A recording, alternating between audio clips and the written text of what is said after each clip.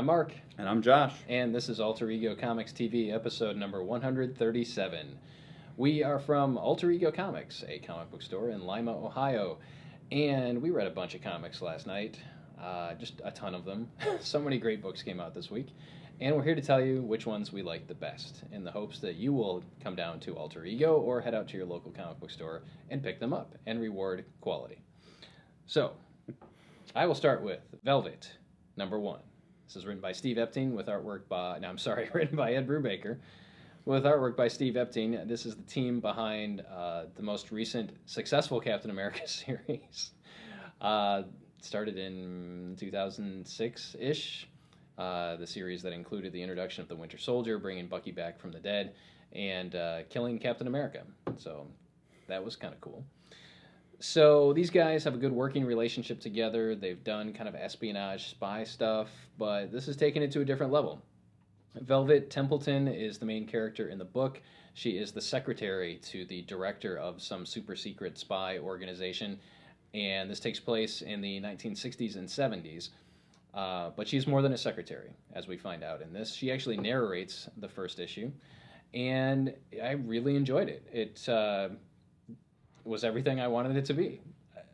Sometimes when you have writers that are successful on mainstream properties, their creator-owned stuff maybe doesn't hold up or turns out to be significantly better than their Marvel or DC stuff.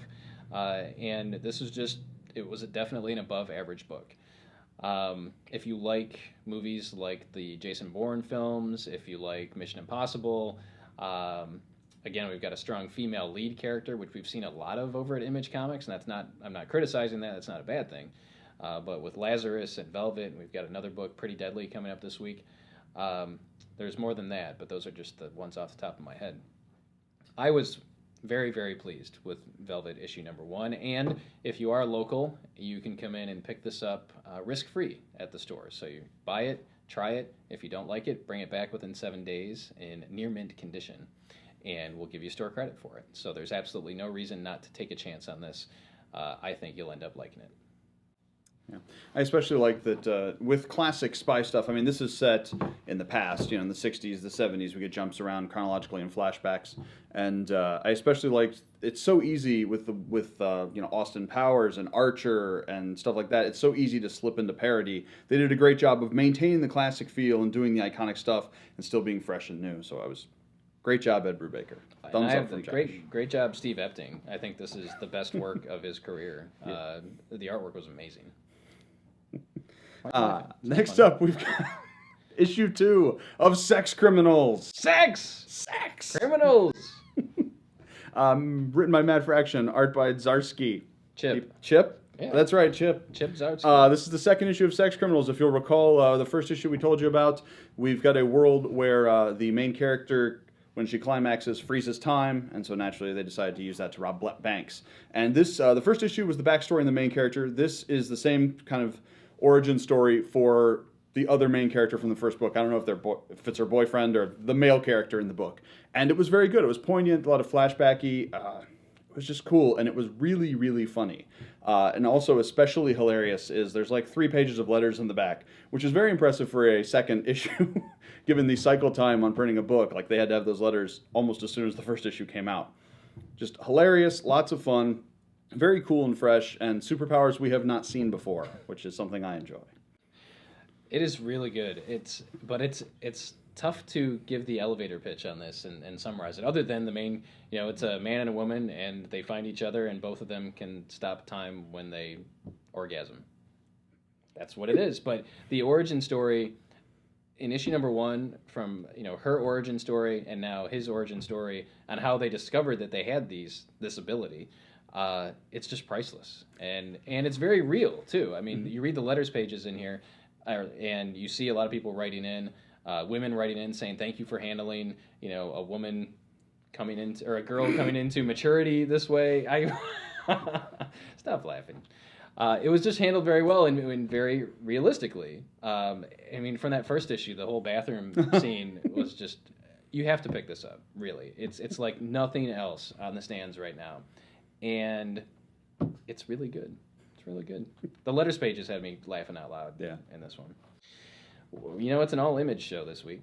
We're going to stay at Image with Pretty Deadly, #1. This is by Kelly Sue DeConnick, wife of Matt Fraction, author of Sex Criminals. And Emma Rios provides the artwork in this one. And I've been looking forward to this for a long time. I went to San Diego Comic-Con in 2012, and this book was announced in July of 2012. And here we have it in October of 2013. So it's been a long time coming. And she talks about a little bit of how the delay came in and what was up with it in the back matter. And we have to stress, the back matter, is there a better phrase for that? No, that's what they call it. The better term? The stuff after the story in Image Comics is so cool. And I didn't mention it in Velvet, but you get an essay about spy novels, spy stories, spy literature dating back to the 1600s. But you also get some feedback from Ed Brubaker in there as well. The essay goes back that far. The essay itself isn't from the 1600s. Yes, no, the essay, what he said. But anyway, Pretty Deadly. This one is going to take a couple issues to sink in with me. And maybe we'll get your take in a second here too. But there's a lot thrown at us without a lot of explanation. And I'm hoping we get some of that explanation as we go forward. We're introduced to two characters at the beginning, an older man and a young girl, and they're basically traveling minstrels that go around in the Old West and set up, and the girl sings this nursery rhyme, which is a story about another young girl that is kind of kidnapped and kept in a cage, and to escape her fate, she tries to kill herself, and she prays for death, and death comes and ends up falling in love with the girl, and they produce a child, but the mother ends up dying. So the main character, supposedly, in this book is the daughter of death. Kind of like a Jonah Hex bounty hunter type of character. And we get introduced to her only slightly. And I think it's her. I'm not even sure if it's her. And that's why I need more to go on. But I liked what I saw. I'm just hoping that we get some more explanation as we move forward here. The artwork is really cool by Emma Rios. This book reminded me a lot of the first issue of East of West. That we didn't necessarily get everything handed to us in that first issue, and that's not necessarily a bad thing. So if you liked East of West, dealing with the four horsemen of the apocalypse, death is one of the four horsemen of the apocalypse. But we've got kind of a daughter of death, bounty hunter involved here. It takes place in the Old West. That's what it is. What do you got? No, it's I really liked it. I think the way the story is told is very cool. It was sort of Gaiman-esque, in my opinion. You know, the way you start with this little girl telling a story, a children's nursery rhyme, and that is fleshing out a main character that, while we almost never see her on the page, is definitely a presence throughout the book. It's kind of the Jaws method of storytelling. You know, Jaws is 10 times scarier because you almost never see the shark. And it's the same thing. It's creating this world where everyone's aware, and she's kind of an undercurrent in it, and we don't see her a lot. We do see her in the issue, but we don't get a lot. Like Mark said, you're not even 100% sure that that's who the character is. So I really like the way the story was told, and I'm excited for it to continue. I also like to point out that Kelly Sue DeConnick has credits other than being Matt Fraction's wife. She does. She writes Captain Marvel, which is highly praised critically, and Avengers Assemble, which we really liked. She's done other stuff for Marvel. Yeah. She did the Osborn. Actually, Kelly Sue DeConnick and Emma Rios did the Osborn miniseries several years ago after Secret Invasion, wasn't it? Maybe. It did come out. I just don't remember what time frame it came out in. But again, this has been percolating in her brain for years and years and years, and it's kind of nice to see these creators that are taking work for hire from other companies being able to put out their own creator-owned work that they see all of the benefits from, and they have complete creative control over. And that's one of the great things about creator-owned books is you never know what's going to happen. I mean, we could be introduced to, this guy in Sex Criminals could be dead the next issue. Who knows? Right. He could suffer some tremendous penis malfunction. I don't know. So it glows. Well, that's not a malfunction. Well, it's for most people, that would be considered a malfunction. But for E.T. and for this guy... Anyway. You should read Sex Criminals. You should. You should. People, read it. Sex Criminals. Go. Next up on my list is Injustice, Gods Among Us, number 10. This is a book that I've really, really enjoyed. And I'm sort of waiting for the other shoe to drop because it's a video game adaptation. I always assume every time I read an issue, there's going to be a point where I'm like, oh, it's not good anymore. They got through their good ideas. And they haven't hit it yet. because this is originally distributed digitally, each issue is actually 2 or 3 separate stories, or not necessarily separate, but 2 or 3 stories that were originally syndicated. So you get the first part of the story is kind of tying up loose ends from the previous arc, which is very cool, with the basically a war between Superman and Batman and their various allies, which was told reasonably well. And then something happened in the second arc that I totally did not expect. Even though I know this is happening outside of regular continuity, there are certain characters and certain things you don't expect horrible, horrible things to happen to. And I was wrong to not expect that. But the real cream of the crop in this is the back third. It's you remember how Alex Ross got kind of pissy about the way Heroes were dark and then went and made Kingdom Come? You know how Cable and Magog are basically the same guy. This is the same argument. This is an argument against the darkness and the grittiness and the anger of superheroes, but told in a far more interesting way to me than the key pitch for Kingdom Come. And it's just really good. I mean, if you're a Superman fan, if you're a fan of kind of classic 3-color heroes, 4-color heroes, it's great. It's just uplifting, and you see the contrast between the darkness and the light, and it's poignant, and I just really like Injustice Gods Among Us. And the first collection is due out before Christmas, I believe. So make a great gift for anybody that plays the Injustice video game or needs to be introduced to comics or has been away from comics or loves DC Comics. Lots of people on your list can benefit from that. All right, next up for me is a 2 for... You know what? I need to go back in time here and mention that Pretty Deadly is also risk-free at Alter Ego Comics this week. So you can pick up Pretty Deadly #1. Try it. If you like it, keep it. If you don't, bring it back in near mint condition, and we'll give you store credit for it. So we're going to be doing this with some books going forward here, and with the hope that some of our customers, many of our customers, will take a chance on some new stuff, something different, something possibly creator-owned, and experience life outside of just Marvel and DC. Not that there's anything wrong with Marvel and DC, but comics encompass a wide range of material, and you're really cheating yourself if you're only staying with the big two. Just my 2 cents. All right, twofer from Marvel. We have Nova #9, and we have Ultimate Comics Spider-Man #28. And I've spoken about both of these series in the past before and how much I enjoy them. And it just reading these last night, it really, I felt I needed to come back and talk to some of our newer viewers and encourage you to check both of these titles out for a variety of reasons. Number one, if you are a youngling, if you are a young person, aged maybe 12 to 15, 11 to 15, these books are exactly for you. The main characters in these books are middle school / junior high age. And there aren't a whole lot of comics out there that have lead characters in that age range. So if you're looking to read a book about someone that age and you are that age, then great. I am not that age, obviously. But I'm still enjoying this as an adult reading it because the stories are so darn good. It's almost a throwback to classic Marvel to some degree. You were talking about the darkness and the light over in Injustice. The Marvel Universe and the DC Universe right now are very dark. And I think that both publishers think that they need to tell really dark stories to keep people interested, maybe because of the success of the Christopher Nolan Batman movies. Who knows?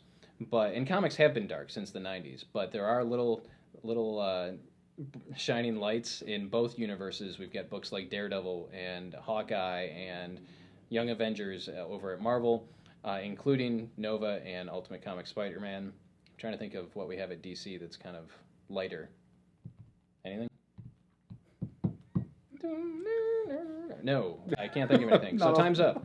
So these are lighter, but they're still action-packed. They're still thrilling stories. They're still very engaging characters, and they're basically showing us that comics don't have to be dark to be good. And I just, again, want to put in a big plug for both of these. Collected editions are available for both. Nova's only on issue #9, so you can probably still pick up a lot of the single issues. But they're absolutely worth checking out. Right now, Zeb Wells and Paco Medina are doing Nova, and Brian Michael Bendis has been doing, and David Marquez. Bendis has been writing this character from the beginning, along with the original Ultimate Spider-Man book. That's a long time to be messing around in the Ultimate Spider-Man universe, but as Josh said with Injustice, he keeps waiting for the other shoe to drop, and I guess I kind of keep waiting for that with Ultimate Comics Spider-Man 2, since Bendis has been doing it for so long. But it's always fun, it's always fresh, and it's always exciting. Maybe Suicide Squad. I guess that's about a team of. I literally, this bugs me. There has to be some fun light book at DC. Nightwing, maybe.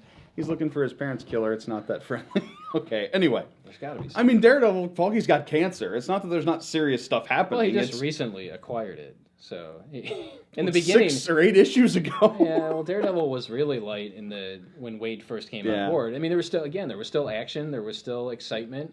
You still rooted for the characters. It just wasn't as heavy and dark. And I don't want to feel all depressed when I finish reading comics. And that's how a lot of them are at the big two now. There's very little humor. I mean, and again, remember that I'm coming from reading Chris Claremont's X-Men in the 1980s, where every once in a while the X-Men would play softball and have a picnic and do that sort of thing, and it was still just as fun because you got the personal interaction between the characters, and you got to see the characters outside of their element, which is usually fighting for their lives and living from moment to moment. So I'm just saying it wouldn't hurt to throw some of that stuff into mainstream comics.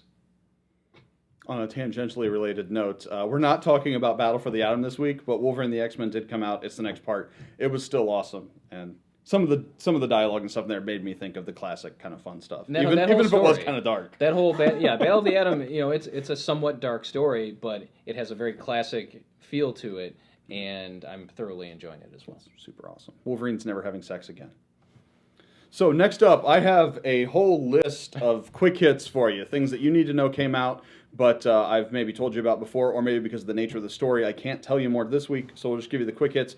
Aquaman 24, we see the culmination, or a culmination, of the Undersea King story, and it reveals something about Aquaman's history that is, let's say, shocking. And he now has a beard. And yeah, well, that's because in the last issue, he lost 6 months. He was in a coma for 6 months.